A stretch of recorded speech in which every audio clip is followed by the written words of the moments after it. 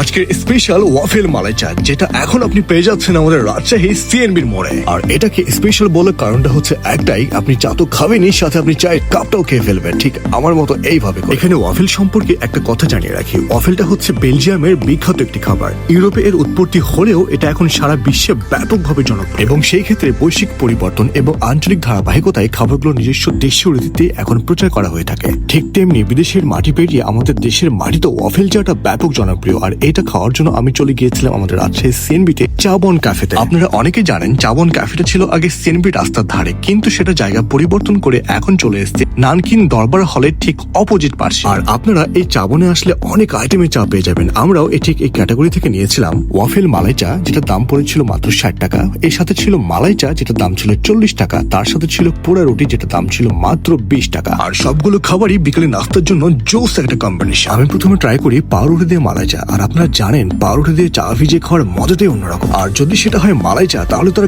কথাই নাই। আর এখানে আপনার সবচেয়ে ভালো লাগবে যেটা, সেটা হচ্ছে এই মালাই চায়ের উপরে মোটা স্বরের স্তর। এরপর ট্রাই করি আমি ওয়াফেল মালাই চাটি, যেটা পুরো চায়ের সাথে মালাই পরিপূর্ণ। আর এটা খাওয়ার পর এর স্বাদটা লেগেছিল আমার কাছে অস্থির লেভেলের। তবে এই চাটা খাওয়ার পর চায়ের কাপটা রেখে আসা দরকার নেই, আপনি চায়ের সাথে চায়ের কাপটাও পুরো কামড়ে খুঁড়ে খেয়ে ফেলবেন। তাহলে হয়ে যাক বিকেল থেকে সন্ধ্যার সম্পূর্ণ আড্ডাটা এই চাবনের সাথে গরম কাপের ধোয়া এবং গরম গরম পাউরুটি। তাহলে আপনারা আসুন এবং আসার পর আপনাদের অভিজ্ঞতাটা কেমন হয় সেটা অবশ্যই আমাকে কমেন্টে জানাতে ভুলবেন না।